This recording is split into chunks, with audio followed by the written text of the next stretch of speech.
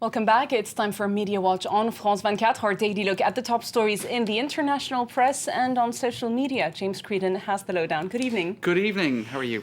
Very well, thank you. And we've got a great story to start off with today, that age-old rivalry between France and England. It was revived today with that Euro 2012 pool match. Absolutely. And indeed, one of the top hashtags on Twitter following the match, in France in any case, was France-Angleterre, people putting up their comments and their nationalistic comments, very much so. Let's just take a look at a few of them. Did it get ugly, is what I want to know. I think they weren't really speaking to the others, but more to the converted, preaching to the converted. Okay. But you can definitely see elements of extreme nationalism, I would say. Let's take a look at this one, if we can bring it up.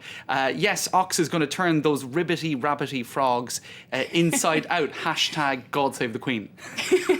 That's some good sportsmanship. There you go. Suppose. So frogs. I mean, we He's were getting in the mood. bound to hear a little bit about frogs, and wherever there are frogs, there are also roast beefs, right? Of Because this course. is the old kind of slagging between France and England.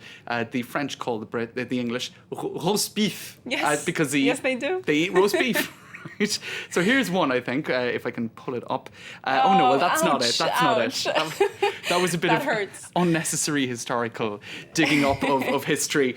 And so that's, yes, in reference to the war, of course, hashtag frogs. I do kind of think that's a bit unfair. And there's a hashtag roast beef. That's right, here it is. And this is actually an advertisement that was put out by the PMU in France, which are these betting shops that you have in a lot of parts of the country, well, everywhere. And here, you have the cock, which is the symbol, the French national symbol, standing on top of a roast beef, right? So there you can see clearly where they hoped that would go. Both sides are fired up, James. But what I did enjoy was hashtag roast beef, hashtag Joan of Arc, and hashtag Allez les Bleus. So, I mean, I suppose what else can you expect? Time for nationalism. As long as it stays within the bounds of football, Right. it's not so bad. Right. Is it? And I think one interesting dynamic online, and people were asking me this evening in, a very split newsroom, where do you stand as an Irish person? And indeed, Ireland they don't know who to support for a match like this, because you've got, as you can see here, hashtag, there you are. hashtag 800 years, right?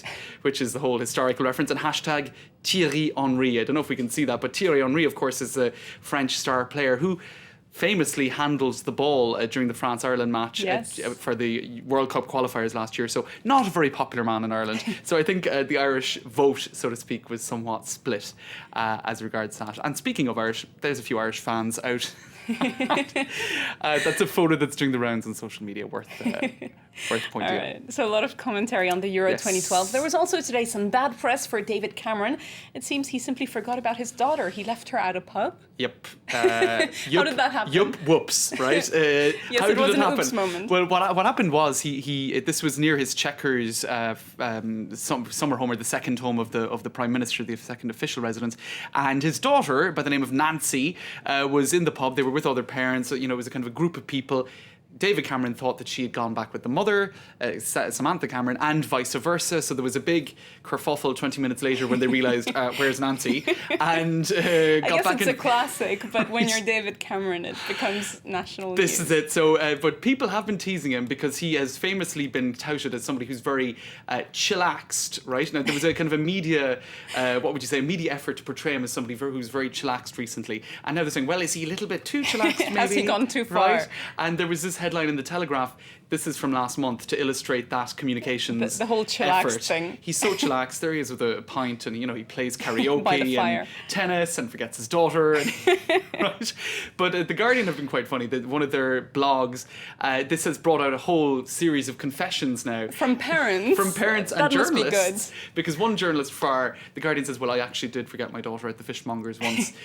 Because, when you have 3 children, it's difficult. You don't have 6 eyes. You can only keep an eye on one of them at a I time. guess it can so happen. Gets complicated. And just one tweet to finish with. I suppose you can't leave a kid in the pub, says Frankie Boyle, a British comedian. She'll have to listen to the sort of things people are saying about David Cameron after he leaves. So there you go. Another disadvantage of Yes. being David Cameron, I That's suppose. right. And in fact, there's a blog for the Le Monde newspaper in France, big browser, and it was the top story on that in France today. So, I think both sides of the channel people amused by it. All right, it's a good story. Thanks very much for that, Thanks, Sam. James Creedon. That was Media Watch on France 24.